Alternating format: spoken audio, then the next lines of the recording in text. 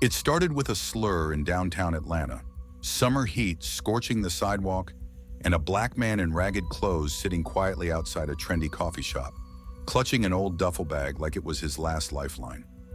People stepped around him like he was trash, like he didn't exist. One woman wrinkled her nose.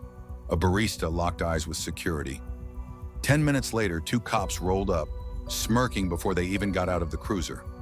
One twirled his baton, the other chewed gum like he was starring in his own movie. "Let's clean up the scenery," the tall one said. "This ain't the place for charity cases." What happened next will shock you, but before we keep it going, make sure you hit the subscribe button so that you won't miss out on this type of story. They approached. No greeting, no decency, just commands. "Hey, old man, move it along!" The man didn't speak, didn't blink, just tightened his grip on the bag. "You hear me?" the short cop barked. "This is private property. Get lost." Still no response. The tall one nudged him with his boot. "Maybe he's on something, or just dumb." Then they grabbed him, rough, disrespectful. One pushed, the other yanked. The man stumbled, fell hard, skull hitting the concrete with a sickening crack. Blood pooled near his ear. Phones came out. Gasps rippled through the growing crowd. "Is he resisting?" someone asked. "He's not even moving," another replied. The tall cop laughed. "Bet he's crazy, probably out here babbling to himself about Vietnam or some junk." But the man didn't move like a drunk or mumble like a lost soul. He moved like someone with purpose, slowly, calmly. His hand reached inside the duffel. The cops instantly backed up, hands flying to their holsters. "Hey, hands where I can see them!" "Do not make me shoot you." The crowd froze. Breath caught in throats. A heartbeat passed. Then another. Out came a box, small, velvet. The man opened it. Inside, gold and blue shimmered in the sun. The Medal of Honor, the highest military decoration in the country.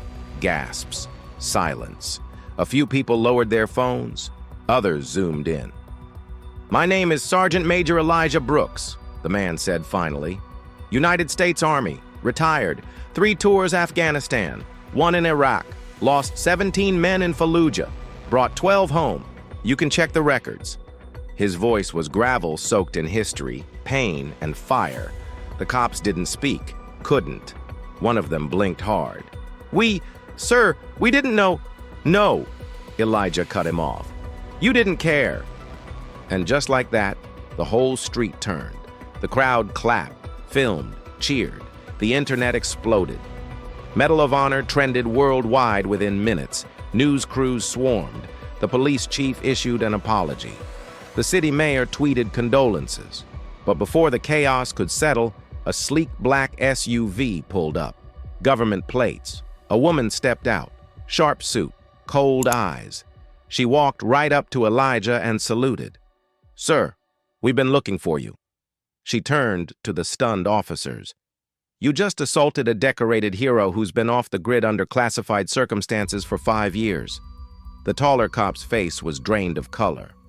"He looked homeless," she snapped, "or just not the right kind of American?" She looked back at Elijah. "We need to talk. It's about Damascus." His jaw tightened. "No." Then he collapsed. Elijah started. "What's on it?" "Proof," Marcus said, "of what really happened in Damascus." Elijah hesitated. "How do you know about that?" Marcus leaned in. "Because they lied to you, Sergeant Major, and you weren't the only one they left behind." Flashback. 5 years earlier, Syria, midnight. Elijah and his squad were ordered to breach a suspected chemical weapons lab. Intel said enemy combatants, hostile territory. But when they arrived, they found children, civilians and Americans, scientists. One screamed, "Don't fire! We're not enemies! This is a U.S. facility!" Elijah called it in. His superiors told him to continue. He refused. Then the building exploded. The bodies of his men shattered across the sand. Only he survived. His government labeled him AWOL. Elijah went dark. buried himself in shame and rage. Until now. The room. "Relax," she said. "We're here for your protection." Elijah didn't blink. "From who?" She handed him a photo. "From whoever is killing off everyone connected to Operation Damascus." Elijah's eyes scanned the picture. It was Marcus. Why is he on the list? Because he's not who he says he is. Elsewhere, Marcus ran, feet slapping pavement, black SUVs tearing down the street behind him. He turned corners like his life depended on it, because it did. In one hand, the USB. In the other, a burner phone. He called Elijah. "They found me." In seconds, Elijah was out of bed, ripping off the IVs. Alarms screamed. Nurses shouted, but he didn't stop. He pulled on his tattered jacket, stuffed the Medal of Honor into his pocket, and walked out like a man ready for war. That night, rain fell like judgment. Marcus stood under a bridge, panting, trapped. 3 SUVs boxed him in. Black suits stepped out. "Give us the drive." He backed away. "I didn't do anything." Red dots danced on his chest. From behind them, Elijah emerged. "He's with me." The agents aimed. "This doesn't concern you." Elijah stepped in front of Marcus. "He's just a kid." The lead agent raised his pistol. "He's a leak, and leaks get sealed." And for the first time since Fallujah, he screamed. Text flashed across a black screen. Who is Marcus really? What did the USB reveal? Why did the government try to erase a hero? Rain still poured as sirens screamed in the distance. The bridge lay in smoking ruin, twisted steel and shattered concrete glowing under flashing lights. Elijah stood alone, breathing hard, a scorched jacket hanging from his shoulders, ash clinging to his face like war paint. Marcus was gone. The USB, gone. But Elijah knew this wasn't the end. It was the beginning.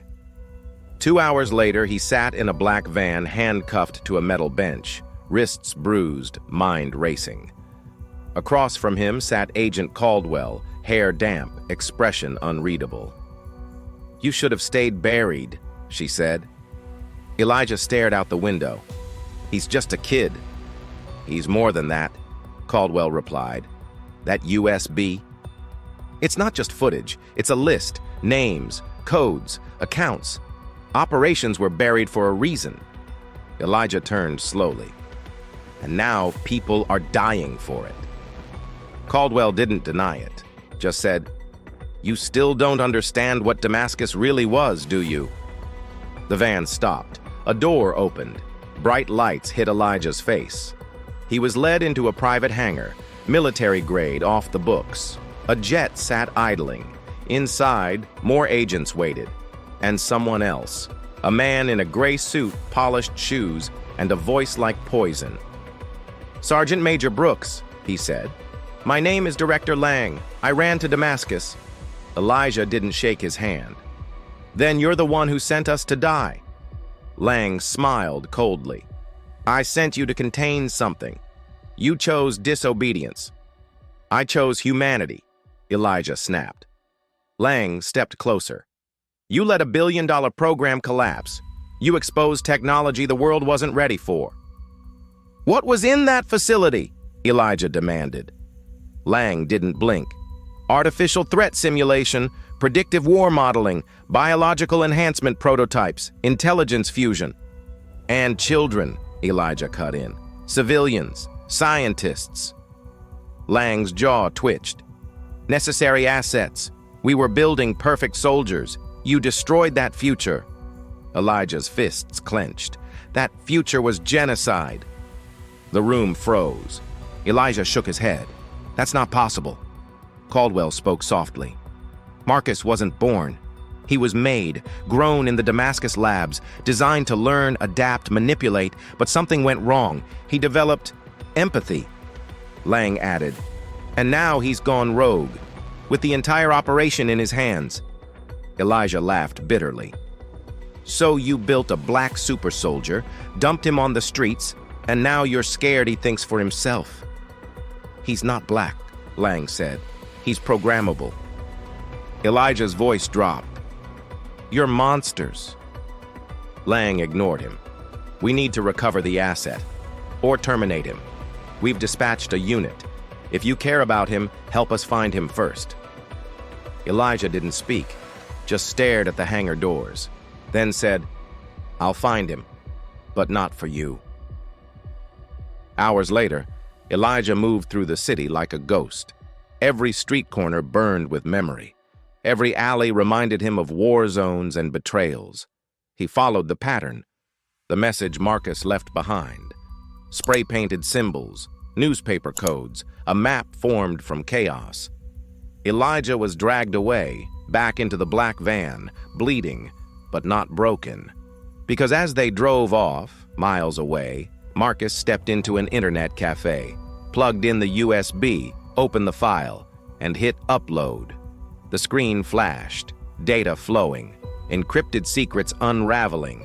One word echoed across the dark web, Damascus. Then the lights flickered.